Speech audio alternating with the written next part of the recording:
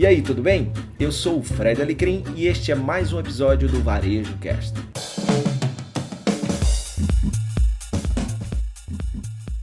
Hoje eu tenho um convidado mais do que especial, um cara que eu admiro há muito tempo, que eu conheci numa NRF, aquela maior feira de varejo do mundo, que você já me viu aqui falando um pouquinho sobre as tendências. Ele é o Adi Ribeiro, cara sensacional, sabe tudo de franquia.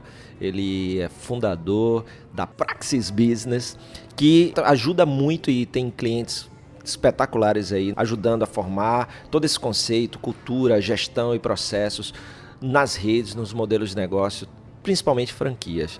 Então é uma grande honra estar aqui com a Adi. A Adi está em Natal, a gente acabou de dividir o palco juntos, uma senhora experiência, um aprendizado, eu aprendi muito com ele, além de ser um cara alma boa, generoso, muito competente, então a honra estar podendo trazer ele aqui também para o podcast. A Adi e eu, a gente dividiu o palco num evento da Ali Combustíveis. Falei um pouquinho de tendências e ele falou um pouquinho de cultura de negócio, cultura de rede e o apoio e o suporte ao revendedor. Adi, primeiro, bacana demais estar aqui contigo. Primeira vez dividindo o palco com você. Uma honra, meu velho. Honra estar com você aqui. Você é um monstro, cara. Um querido, gratidão. É um prazer. A gente esteve junto aqui na Ali. Prazer compartilhar conhecimento. Você está super antenado com o que está acontecendo. E outra, tem uma generosidade em compartilhar esse conhecimento que, pô, só me encanta. Adorei sua palestra. Aliás, nunca mais faço palestra depois de você, viu?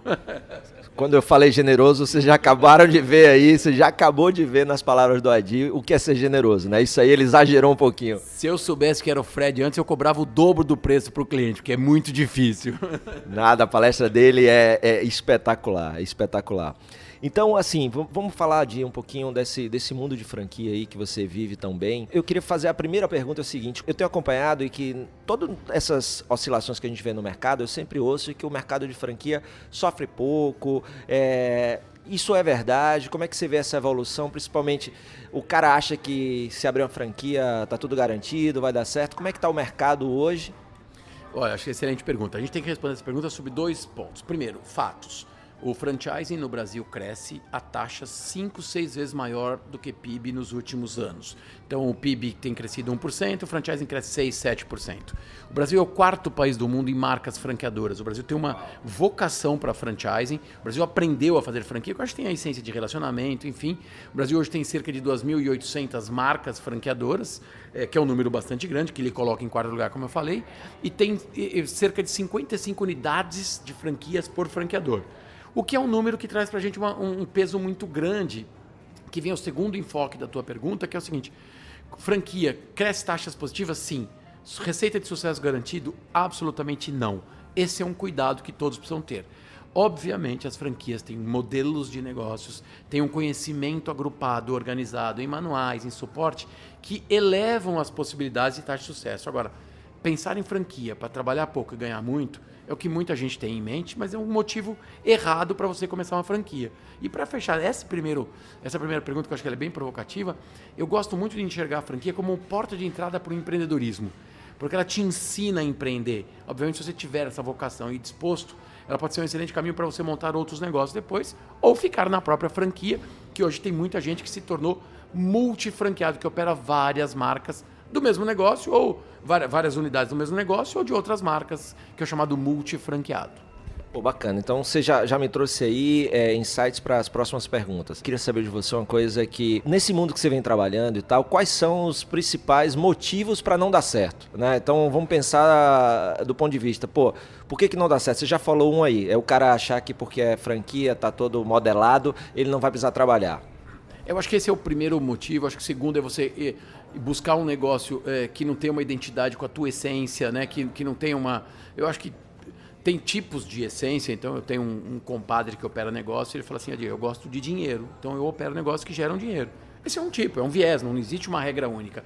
Mas eu acho que se haver uma identidade e você fizer uma pesquisa, quer dizer, agora são os motivos que levam ao sucesso, né? O contrário seria o insucesso, né? Então, você fazer uma pesquisa antes de comprar uma franquia, conversar com vários negócios. A dica que eu dou sempre é: olhe para um segmento, para uma indústria Tente identificar quais são as marcas que oferecem franquia naquilo, para você ter poder de comparação. Nós estamos hoje no dia 8 de maio, né? Hoje é 7 de maio, hoje é 7 de maio, desculpa, de 2019. A feira de franquias na BF vai acontecer agora em junho, em São Paulo. Lá devem ter 500 marcas franqueadoras expondo numa feira os seus negócios. Então é importante que você faça comparações, porque você já vê a sua identidade, a sua identificação, você avalia o segmento que está crescendo e você tem as opções. E você tem que conversar, Fred. Tem que entender uma coisa que você fala muito das empresas com alma, né, do high soul, não é isso? Você tem que conhecer a cultura dessa marca franqueadora, propósito, o jeitão que ele trata as pessoas, porque você vai conviver com essa marca por muitos anos. Então a gente brinca que por trás de um CNPJ tem um CPF. CNPJs não tomam café, quem toma café é um CPF. E esse CPF é alinhado em crenças, em valores.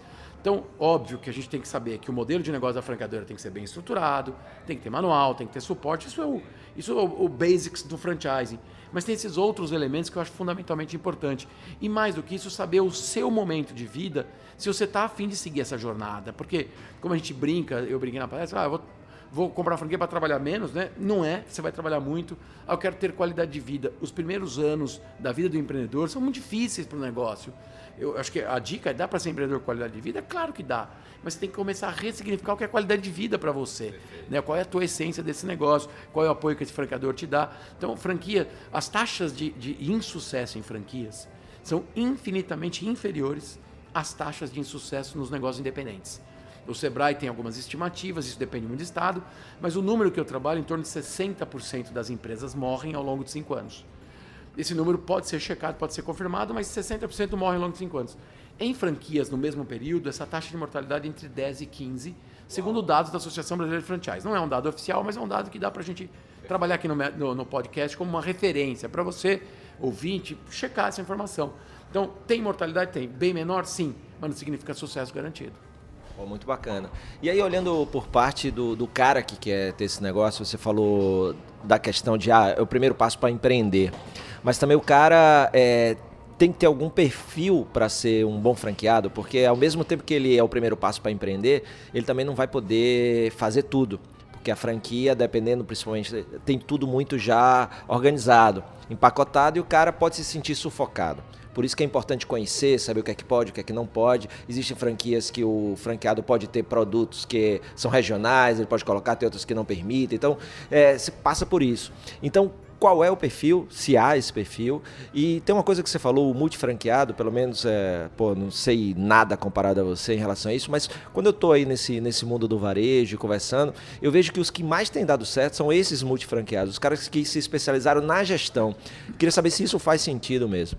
Faz total sentido, Fred. Eu acho que tem várias perguntas numa só. Eu vou começar pela do multifranqueado. O multifranqueado é um fenômeno no mercado americano, o multi-unit franchisee, é um fenômeno no mercado americano que 55% das operações de franquias nos Estados Unidos já são feitas, tocadas, operadas por multifranqueados.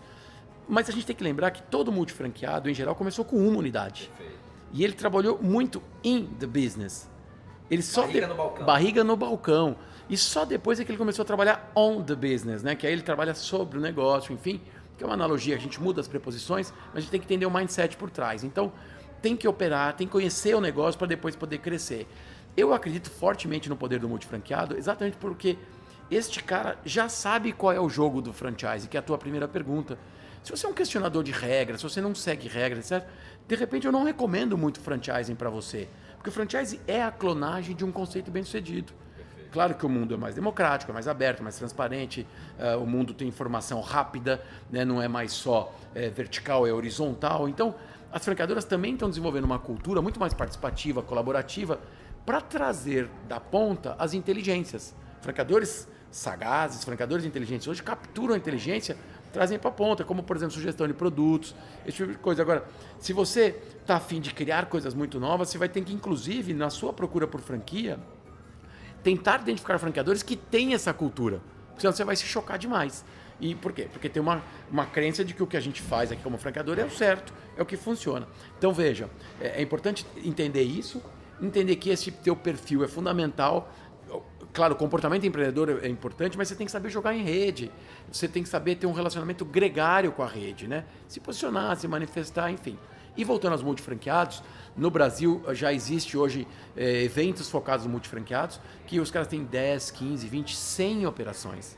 Aliás, aqui em Natal tem um dos maiores multifranqueados do Brasil, a família Gentil, que são uns monstros na gestão, enfim, operam várias marcas de sucesso, e monstros aqui, que deixe bem claro, é um elogio aqui, monstros, senão eu vou ser bombardeado aqui, Não, monstros são mitos, né? Mas que começaram como operação. Os pais do Gentil começaram como sacoleiros do Boticário, que eles se chamam de sacoleiros e hoje tem uma estrutura empresarial, tem governança corporativa. Então, o multifranqueado para mim é um caminho sem volta no franchising brasileiro.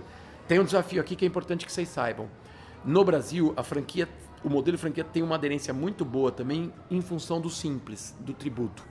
Que uma operação você consegue encaixar no simples, e à medida que você começa a ter 5, 10, 15 operações, o teu limite de faturamento sai do simples. Então, nem todas as franqueadoras têm modelos de negócios adequados a formatações tributárias diferentes.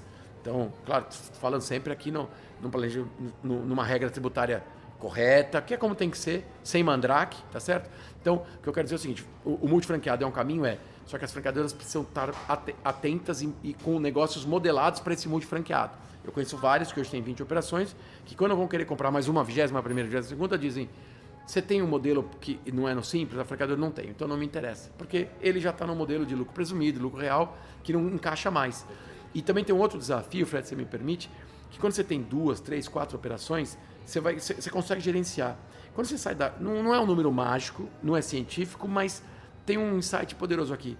Quando você está na 5ª, 6ª, até a 8ª, 9ª, você é pequeno demais para ser grande e grande demais para ser pequeno. E é uma curva que você começa a montar uma estrutura muito grande e você acaba não vendo muito dinheiro. Porque você trabalha, e aí a estrutura, e aí às vezes tem uma das 7, 8 lojas, você tem 2 que estão drenando seu caixa. Ou seja, é uma jornada bastante difícil se tornar um multifranqueado, mas eu não quero desestimular ninguém com isso.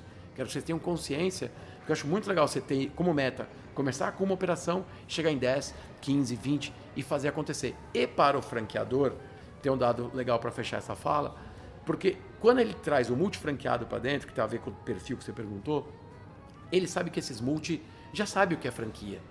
Porque um dos pontos que eu queria deixar aqui no nosso podcast é o seguinte, tenha clareza do papel das partes. Se você quer investir em franquia, tenha clareza que a franqueadora é responsável pela marca, pelo modelo de negócio, pelo suporte, por treinamento, por campanhas, por produto, mix. Isso são responsabilidades da franqueadora. E você que está nos ouvindo, que quer ser franqueado, você tem que executar.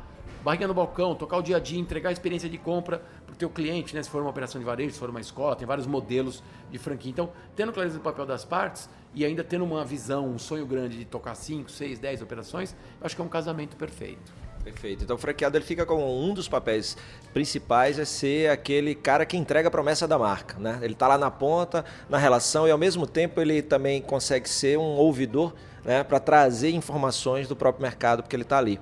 Adi, para a gente terminar nosso papo, tem uma coisa que eu vi acontecendo em algumas franquias que não deram certo, que o negócio deixou de ser, o core business deixou de ser o negócio em si e passou a ser a expansão. E por causa disso, de querer desenfreadamente expandir muito rápido, acabou canibalizando a própria marca e principalmente abrindo demais o filtro da escolha do franqueado. Como é que você vê isso aí? É realmente uma ameaça? Como é que o cara protege essa gestão e essa marca em relação a isso, né? Porque tem que ser muito criterioso também, né? Tem que ser muito criterioso. Aqui é um paradoxo, Fred, é uma pergunta bem relevante. Eu acho que tem várias formas de enxergar. Primeiro, eu acho que sistemas que não crescem morrem. Então, a necessidade de expansão é premente, é importante. Sob a ótica do franqueador, ele precisa crescer, porque senão a gente faz muita pesquisa com o franqueador, a gente estrutura muito modelo, e há um número de quantidade de unidades que, como franqueador, você não atinge ponto de equilíbrio. Esse número hoje não é um número mágico, de novo, depende de modelo de negócio para negócio, mas em geral gira em torno de 50 unidades. Então tem muito franqueador que está com 20, 30 que ainda não atingiu o seu ponto de equilíbrio como franqueador. Ele precisa crescer. E todo crescimento rápido traz um preço muito, muito grande. A sua pergunta foi um pouco mais profunda e de um outro enfoque, que talvez seja o crescimento desordenado, que eu entendo que é perigoso, ou a expansão a qualquer custo. Porque a expansão a qualquer custo traz dinheiro para o gerente de expansão, que vende e ganha sobre a taxa de franquia, só que depois mais ninguém ganha nesse processo. Algumas franqueadoras muito sérias, inclusive, estão pagando comissões para os seus executivos de expansão, só depois de 6 meses para ver se o cara performou no começo, que é uma forma de se atrelar. Enfim, alguns insights para você fazer uma expansão sólida, solidificada. Porque qual é o grande problema aqui? A tal da canibalização e a questão de território é uma das questões mais complexas em franquias. É muito importante que quem está nos ouvindo, que quer enveredar nessa área, pergunte para o franqueador qual é a sua política de território. Eu vou abrir uma loja aqui. Você pode abrir uma outra. Loja é só... que fique bem claro, franquia não é só loja. A gente cita loja por força do hábito. Mas uma unidade de negócio, ponto de venda. Então, é importante saber qual é a regra de território. Eu vou ter a preferência ou a exclusividade? Exclusividade é muito difícil que tenha, porque exclusividade te gera muito conforto. Geralmente, os contratos de franquia trabalham preferência. Então, você vai abrir uma loja em Ponta Negra, só que pode ser que eu abra mais uma loja em Praia dos Artistas, supondo que caiba essas operações nesses 2 pontos. Então você tem a preferência, você tem um mês para responder, olha, cabe mais uma operação lá, você está afim? E por que eu vou perguntar para você, franqueado, você está afim? Porque você já cumpre as regras, você já está alinhado. Então a expansão desse jeito, ela tem um valor muito grande, né?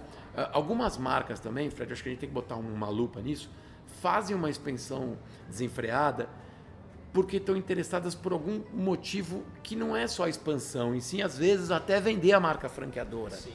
Que não tem mal nisso, né? Mas a gente tem que tomar muito cuidado. O americano define franchise como other people's money, dinheiro dos outros. E a gente, eu aprendi desde cedo como especialista em franchise, assim, não brinque com o dinheiro dos outros.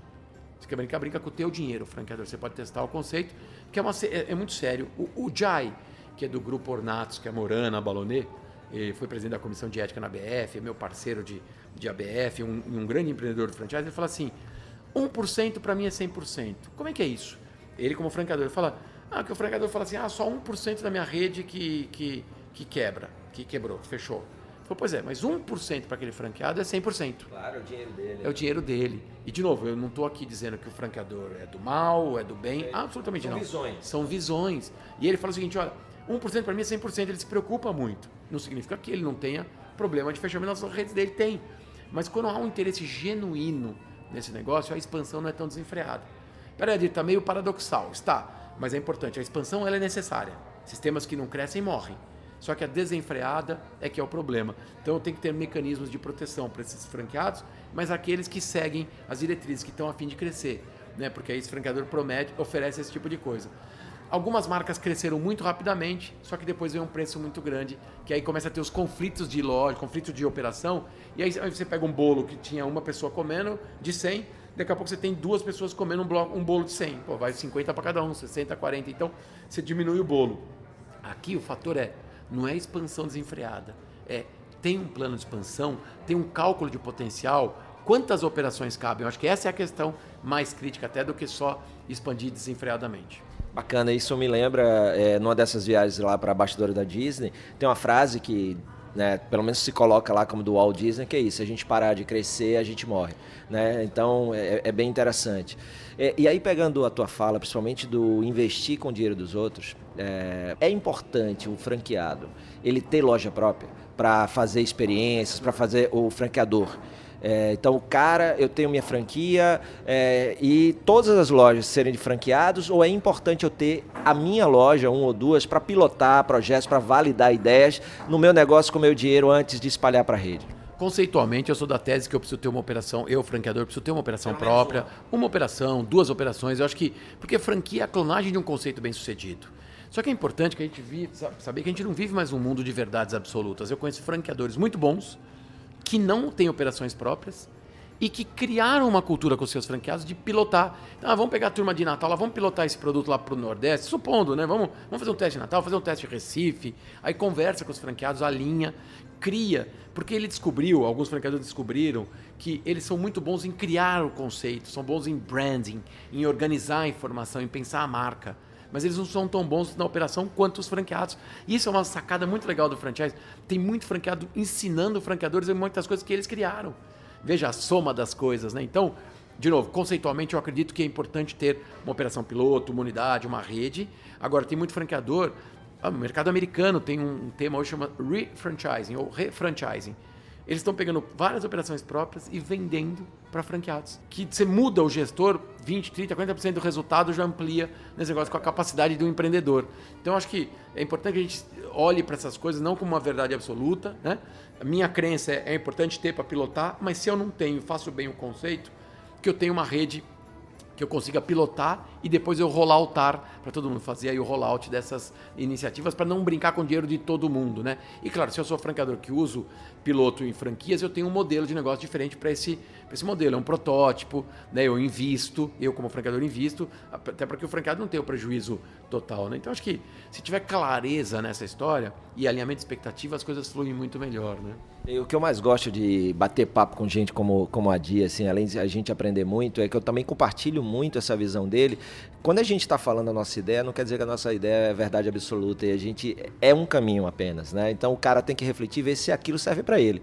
Se serve, também não deve ser, nem sempre é só do jeito que a gente fala. Ele pega o que a gente fala, adapta para a realidade dele, ou também pode não ser aquele caminho. Então eu acho muito bacana isso. Me permite um insight que você falou agora. Eu ia falar na palestra e esqueci. A gente está aqui no hotel, acabou a palestra agora.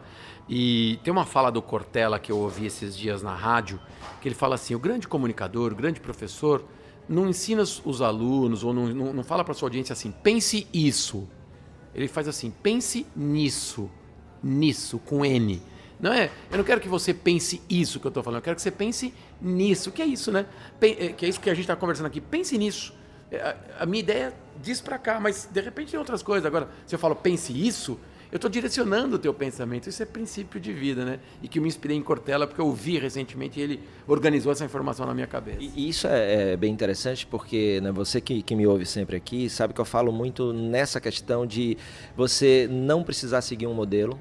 Porque se a gente quer fazer algo diferente, se a gente quer inovar, e tem muita gente procurando fazer diferente, copiando o que já tem por aí, ou seja, você acaba sendo igual na verdade, usando as mesmas ferramentas que todo mundo está usando, acaba entregando a mesma coisa. E aí você acaba não tendo um porquê o cara comprar com você, não entrega algo que justifique, né, que dê uma resposta assim, não, eu sou a melhor opção.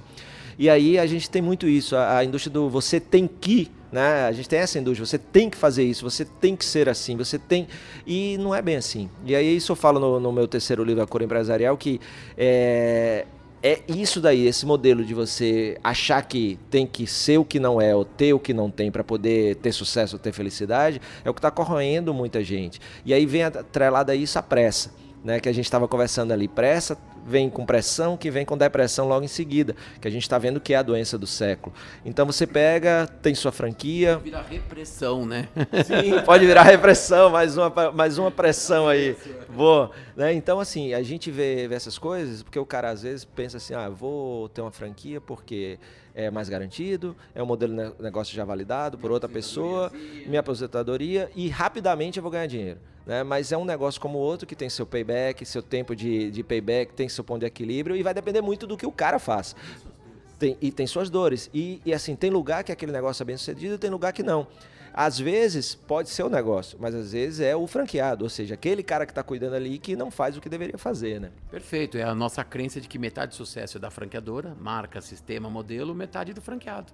Largando o balcão, contratando o time, criando cultura, criando engajamento, alinhando, fazendo a entrega da experiência da marca. Para isso eu preciso entender qual é o propósito dessa marca, quais são os princípios, enfim, para gerar uma experiência de consumo interessante. Então, é um modelo muito aderente. O Brasil, de novo, quer as taxas significativas, mas é importante que saiamos desse podcast que não é sucesso garantido, mas que tem uma série de elementos que indicam, né, que trazem para a gente uma maior garantia ou uma menor garantia de insucesso, talvez, vamos pensar assim, né? E sabe o que é bacana disso? Por exemplo, a Dita falou aí de uma oportunidade massa que muita gente pergunta, mas por onde é que eu começo? Eu quero ser franqueado de alguma marca. Por onde é que eu começo? E aí você falou uma dica muito bacana, que é a ABF, né, que vai acontecer agora. Pode repetir aqui de novo? A feira de franchising, ela acontece no final de junho, acho que é 26 de junho de 2019, nós estamos gravando agora em 2019. Ela fica no Expo Center Norte, em São Paulo. Vai de quarta-feira a sábado, o dia eu não estou seguro, mas acho que é 26 de junho. Junho, com N de navio. Mas você tem o portal do franchise da ABF, que tem lá várias marcas, né? Então, tem vários mecanismos hoje na internet que trazem para você essas informações de opções de negócio. Então, investigue muito antes de tomar uma decisão. E aí vai um outro ponto, né? Às vezes eu estou muito falando em eventos, Beauty Fair e tal, e eu sempre pergunto assim à turma que foi lá, vem cá, quem aqui dê uma olhada no site do evento para ver onde estavam as marcas que lhe interessam, para você, porque é muito grande, né, Adil? Você falou aí mais de 500, é isso? 500 marcas. 500 marcas. Se você for para lá sem saber o que está procurando... Você passa 4 dias lá, você não consegue visitar tudo. Então já faz um levantamento prévio, perfeito. Perfeito, porque aí você otimiza, você é efetivo. E além disso, Fred, você me lembrou, tem vários cursos, várias palestras, várias arenas do conhecimento. Então, avaliando seu perfil empreendedor, eu mesmo vou estar na quarta-feira, dia 26 de junho, fazendo palestras pela BF. Palestras prontas, são várias arenas de conhecimento, que como avaliar seu perfil empreendedor, como comprar franquia, como escolher o melhor ponto. Então, a BF se preocupa, acho que essa é a essência da Associação Brasileira de Franchise, ABF, é fazer com que tenha um franchising sustentável, que as pessoas não sejam iludidas, que elas comprem, que elas adquiram a franquia por motivos certos, não motivos errados. E a ABF faz um trabalho muito sério de curadoria, de comissão de ética. Eu fui 3 anos na comissão de ética. Se alguma marca está praticando algum ato que fere o código de ética, ela vai em cima, ela atua. Então, acho que é a propagação do bem por meio do empreendedorismo, né? E, claro, com risco de negócio, né? Tem risco com todo negócio.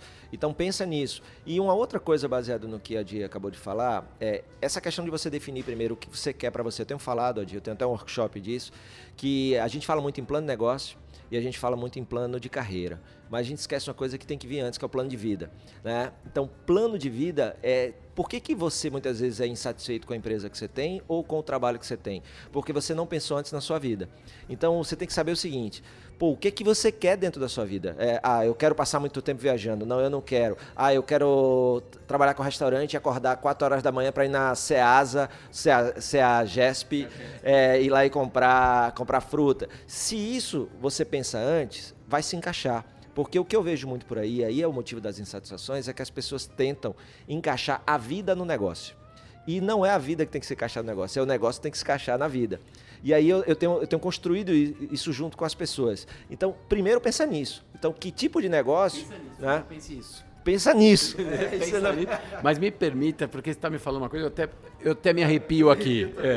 É o seguinte, eu tenho uma ferramenta que eu construí pro bono, que é a forma que eu encontrei para devolver para a sociedade um monte de coisa que eu consegui, tendo uma família extremamente humilde, com muitos valores, que chama PEP, Planejamento Estratégico Pessoal. E eu faço palestras em ONGs há mais de 15 anos, ensinando jovens carentes, jovens da periferia, a fazer plano de vida, planejamento estratégico pessoal. Se você entrar no link da Endeavor, endeavor.org.br ou endeavor.org.br, a Endeavor gravou uma série de vídeos comigo, usando o PEP para o empreendedor. Falando, o empreendedor, você precisa fazer o teu plano de vida primeiro antes do plano de negócio. Olha como nós estamos alinhados sem saber. E eu uso o PEP como forma de devolver, como eu disse, para a sociedade, para eu dormir tranquilo. Porque eu acredito nisso, porque você começa a definir o que é o PEP. É a lógica do planejamento estratégico de empresa para a vida pessoal. Então você faz uma análise SWOT sua, seus pontos fortes, fracos, oportunidade e ameaça. E eu começo com sonhos. Quais são os seus sonhos? Quais são os seus valores? Porque o seu comportamento está baseado nos valores. E aí eu tenho uma lógica depois de fazer um plano de 1 ano, 3 anos, 5 anos, enfim. Essa está na minha essência. Eu sempre planejei a minha vida, eu sempre encaixei as coisas de acordo com o meu planejamento. E aí criei essa ferramenta PEP, que um dia a gente pode fazer um podcast sobre planejamento estratégico pessoal, se você topar. Se você gosta disso, eu também gosto disso. Pô, tem um workshop, são 8 horas para ajudar isso com a ferramenta. A minha eu chamo de escape. Né, que eu digo assim, para escapar de uma vida sem significado. SCAP é sonho, causa e propósito. Eu entendo o sonho como o que você quer realizar. Pronto, o sonho é o que você quer realizar, a causa é o porquê, né, que aí é o que você defende, e o propósito é a transformação que você quer gerar no mundo. Sonho e causa é interno, e o propósito é o que te conecta com o mundo. Então, é assim que eu construo.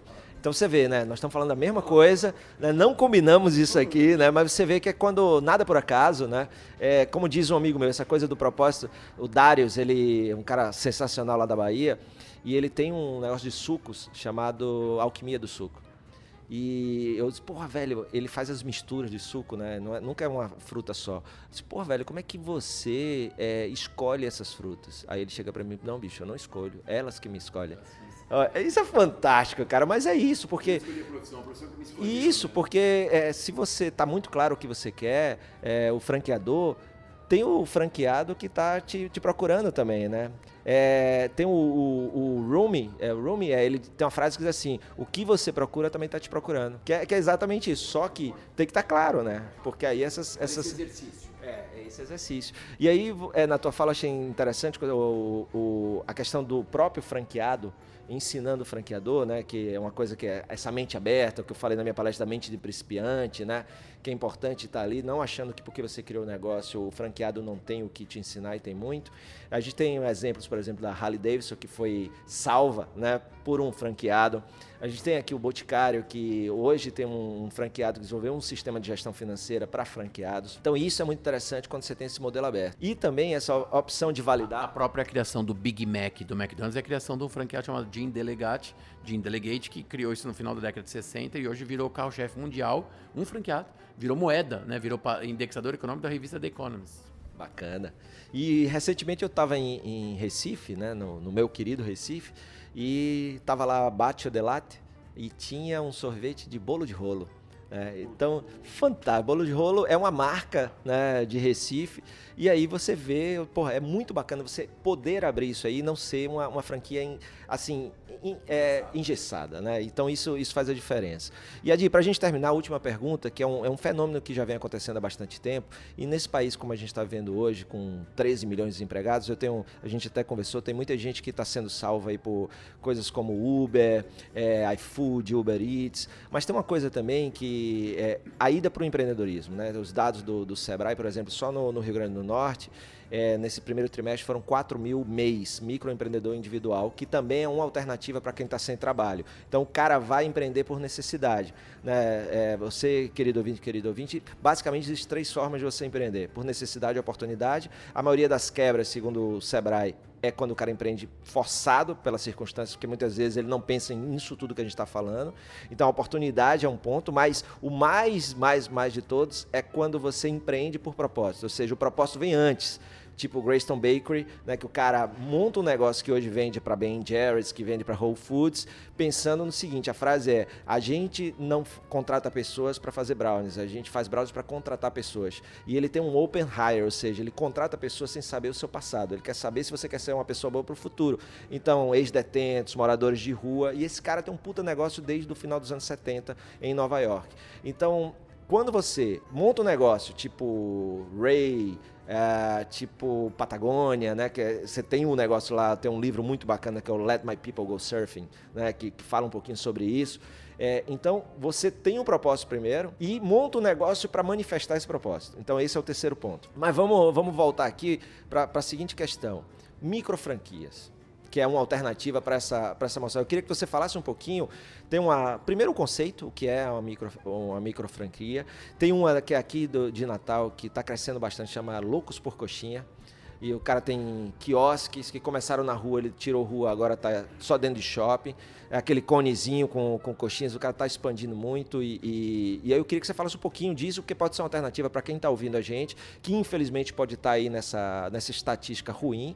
E como é que é a microfranquia? Funciona do mesmo jeito e tal? A microfranquia, primeiro, não é um conceito de lei. Não existe uma lei da microfranquia. A microfranquia é um conceito criado pelo BID, Banco Interamericano de Desenvolvimento, porque acreditou que nessas economias em desenvolvimento esse processo pode ajudar a desenvolver esse empreendedorismo, a gerar emprego e renda, né? gerar trabalho. Então a microfranquia, hoje a ABF considera a microfranquia um investimento até R$90 mil. São esses negócios que cabem mais no bolso e por isso permite o maior acesso.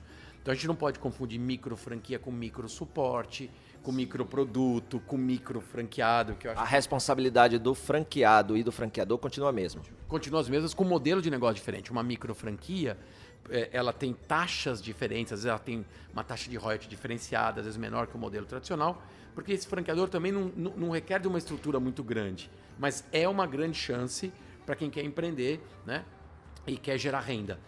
E a microfranquia, que fique muito claro, a lei de franquia ela não fala de micro ou macro franquia, não existe. É franquia. É só uma classificação de até R$90 mil e hoje existem muitas marcas brasileiras sérias que operam microfranquia, serviço de agenciamento de serviço de doméstica, por exemplo, tem redes aí fazendo muito sucesso, sérias, né? Então, como tudo na vida, pode ter uma macro franquia tranqueira, vamos dizer assim, ou pode ter uma micro franquia tranqueira, como a maior parte não é tranqueira, né? Eu usei uma palavra chula aqui, mas a microfranquia é sim uma oportunidade boa, mas que tem que ser avaliado sobre o modelo de negócio. E o ponto de atenção também é, você monta o escritório na sua casa, home-based, acho isso lindo, mas você tem que ter uma disciplina gigantesca. Eu acho que, claro, tem custo de ocupação, etc., mas hoje tem os coworks, tem uma série de mecanismos que podem te ajudar a criar esse procedimento, né? Porque você está na família, não sei o quê, então é importante que você tenha consciência disso. Você é um cara disciplinado, isso funciona. E do ponto de vista das operações de franchise, né, que tem microfranquias, o que eles perceberam, Fred? Que tem muito microfranqueado que, como não tem uma estrutura física, não tem às vezes uma taxa tão elevada, ele acaba entrando no negócio e acaba nem operando. Ou seja, a barreira de saída é muito pequena. Então, essas microfranquias já estão pensando em criar modelos que tenham um pouco mais desta rotina empreendedora, porque, óbvio, tudo bem, ouvinte, você fala, pô, esse é um pensamento antiquado. Eu não acho que é um pensamento antiquado. Se você é disciplinado, tem muito claro isso, você toca bem, mas a maior parte não é, né? Eu não estou generalizando, mas acho que é um ponto de atenção. Pô, bacana. Você vê, ó, a gente começou o papo e falei, Adi, vamos conversar 10 minutos. Você vê, quando o papo é bom, acontece isso, e eu tenho um monte de coisa aqui para falar sobre ele, mas tenho certeza que a gente vai ter outras oportunidades para gravar mais podcast, para aprender mais com esse cara fantástico. E eu espero que você tenha gostado. E se você gostou, não esquece de seguir o podcast. Você está ouvindo no Spotify, no SoundCloud, no iOS, no Google Play, seja qual for a plataforma que você escolhe, segue lá para não perder nenhum episódio. E claro, compartilha aí com a turma que você acha que também vai gostar deste e dos outros conteúdos que eu posto aqui. E para a gente terminar, só a tua despedida, e quem quer conhecer mais você está no LinkedIn, e principalmente o cara que quer, já tá com sua franquia, né, tem lá o serviço da Praxis Business, né? Então, depois o Adi vai falar aqui, mas eu vou colocar no descritivo do podcast o site da Praxis, perfil do LinkedIn, tem também o Instagram, onde é que você gosta e onde é que o cara pode conhecer melhor o teu trabalho, que eu sei que quem ouviu aqui tá... E não esquece, se for na BF, vai lá na palestra do cara, porque é sensacional. E eu falo sem medo de ser feliz, porque depois você vai me cobrar, mas você não vai me cobrar, você vai me agradecer. Não perde. Valeu, Fredão. Não, na BF vão ter palestras maravilhosas. Se conseguir assistir a mim, eu vou ficar muito feliz. Adiro.ribeiro26 é o Instagram, praxisbusiness.com.br é o nosso site, enfim, as mídias sociais também são Praxis Business. Praxis. E como dizia meu filho quando eu era criança, pai, não é business, é business. Então, business.com.br, você vai me encontrar. Ou eu tenho o privilégio, hoje, se você escrever Adir Ribeiro, o meu nome já vai aparecer lá no Google. Então, é uma sorte danada. Sorte de conhecer um sujeito tão quente, carinhoso, grande, que é o Fredão. Estou muito feliz, cara. São 9h30 da noite aqui. Eu pego o voo amanhã, 5 horas da manhã.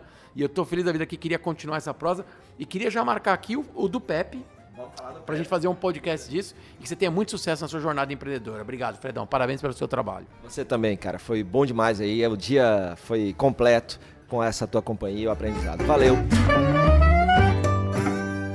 Muito obrigado pela sua companhia em mais um episódio do Varejo Cast, e até a próxima.